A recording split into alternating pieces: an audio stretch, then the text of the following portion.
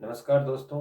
आज हमारी विशेषण की अगली क्लास है जिसमें हम विशेषण के कुछ नियम है उनको पढ़ेंगे। देखो, सर्वनाम और सार्वनामिक विशेषण में अंतर करना सीखेंगे।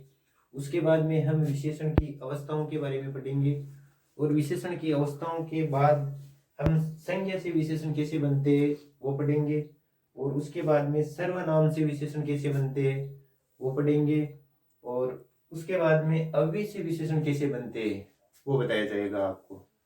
तो शुरू करते हैं। देखो दोस्तों, अपनी क्लास। सर्वनाम और सार्वनामिक विशेषण में अंतर। सबसे पहले देखो, सर्वनाम की परिभाषा हमें याद है कि यदि कोई शब्द संज्ञा के स्थान पर प्रयुक्त हो तो वह सर्वनाम होता है। यह परिभाषा हमें याद है।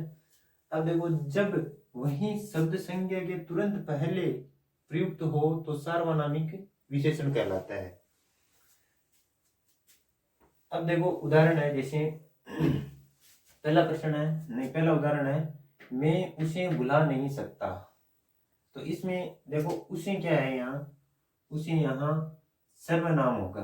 क्या होगा? सर्वनाम, क्योंकि ये संज्ञा नहीं है ना, इसलिए ये सर्वनाम होगा उसे। ठीक है। अब इसमें देखो, मैं मैं उस दृश्य को भुला नहीं सकता। तो यहाँ दृश्य क्या है? दृश्य भाववाचक संज्ञा है। क्या है? भाववाचक संज्ञा। तो यहाँ भाववाचक संज्ञा आ गई। इसमें लिखा हुआ है कि संज्ञा के तुरंत पहले प्रयुक्त हो वो क्या होते हैं? सार्वनामिक विशेषण।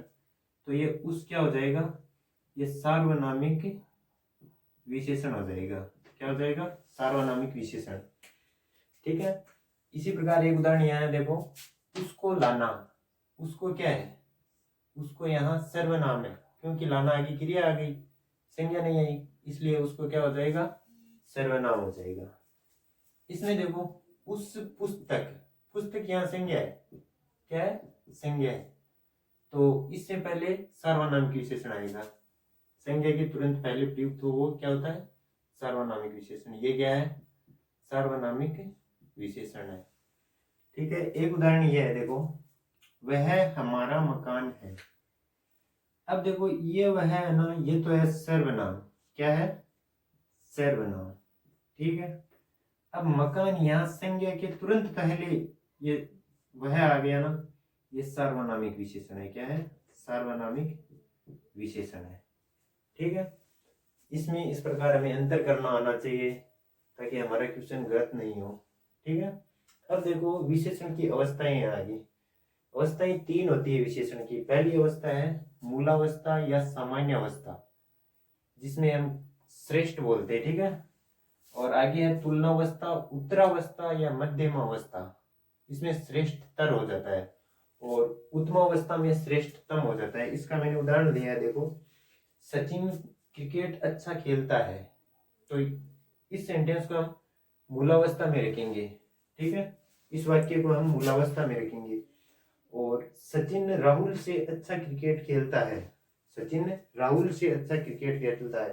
किसी से अगर तुलना की जाए तो उसको तुलनावस्था में रखेंगे। ठीक है। अब आगे देखो, सचिन टीम में सबसे अच्छा क्रिकेट खेलता है। टीम में, यहाँ पूरी टीम से तुलना की जा रही है, तो इसमें यह हो जाएगी उत्तमावस्था। ऐसे ही देखो, एक दूसरा उदाहरण ले रहा हूं मैं। मोहन होशियार लड़का है। मोहन होशियार लड़का है। अब इसको हम ऐसे लिख सकते हैं, मोहन, ये तो पहली अवस्था हो जाएगी मूलावस्था। दूसरी अवस्था में हम ऐसे लिख सकते हैं, मोहन सोहन से होशियार है। होशियार है।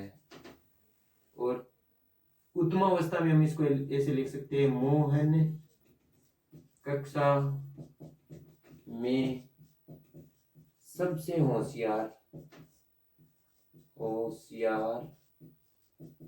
लड़का है। ठीक है। इस प्रकार ये विशेषण की अवस्थाएं हो गई। अब देखो विशेषणों का निर्माण निम्नलिखित से किया जा सकता है। अब निम्नलिखित किन किन से, देखो संज्ञा से विशेषण, सर्वनाम से विशेषण, क्रिया से विशेषण और अव्यय से विशेषण। तो सबसे पहले हम देखते हैं संज्ञा से विशेषण कैसे बनाते हैं।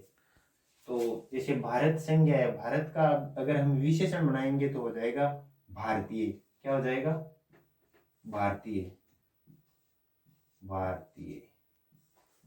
इसी प्रकार जापान है, जापान से जापानी, ठीक है।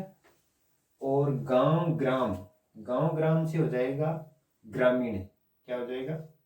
ग्रामीण विशेषण हो जाएगा, ग्रामीण। शहर से शहरी, शहर से क्या हो जाएगा? शहरी। और यहाँ पे देखो भाववाचक संज्ञा है अमीरी, पीछे हमने पढ़ी थी संज्ञा में। तो भाववाचक संज्ञा अमीरी है, अमीरी से क्या हो जाएगा विशेषण? अमीर हो जाएगा। क्या हो जाएगा? अमीर। गरीबी भाववाचक संज्ञा है, इससे विशेषण हो जाएगा गरीब। क्या हो जाएगा? गरीब। अब देखो सर्वनाम से विशेषण, सर्वनाम से विशेषण बनाते हैं। सर्वनाम होते हैं ना, यह, वह, पराया, अपना, सर्व, ये विशेषण शब्द है, ठीक है। इनसे सॉरी सर्वनाम शब्द है, इनसे विशेषण शब्द बनाते हैं। देखो यह, यह से विशेषण बन जाएगा यही। क्या बन जाएगा? यही। वह से वही। और पराया से पराई, पराई, ये शुद्ध है, ये इंपॉर्टेंट है, काफी बार एग्जाम में पूछा गया और पूछा जा सकता है आगे। ये बनेगा अपनी। क्या बनेगा? अपनी। और सर्व से बनेगा सर्वस्व, सर्वस्व। इस प्रकार सर्वनाम से विशेषण इस प्रकार बन जाएंगे, यह, यही, वह, वही, पराया, पराई, अपना, अपनी, सर्व, सर्वस्व। अब देखो क्रिया से विशेषण, क्रिया से विशेषण पढ़ना, पढ़ना से बनेगा विशेषण पढ़ाकू। क्या बनेगा? पढ़ाकू। लड़ना से बनेगा लड़ाकू। क्या बनेगा? लड़ाकू। और हंसना से हंसोड़ा। क्या बनेगा? हंसोड़ा। हंसना से हंसोड़ा। खेलना से खिलाड़ी, खेलना से खिलाड़ी, खेलना से बनेगा खिलाड़ी, ठीक है। अब देखो अव्यय, अव्यय शब्दों से विशेषण, अव्यय ऊपर, ऊपर से ऊपरी, नीचे से निचला, नीचे से क्या बनेगा? निचला। बाहर से बाहरी, बाहर से बनेगा बाहरी। भीतर से बनेगा भीतरी, भीतरी।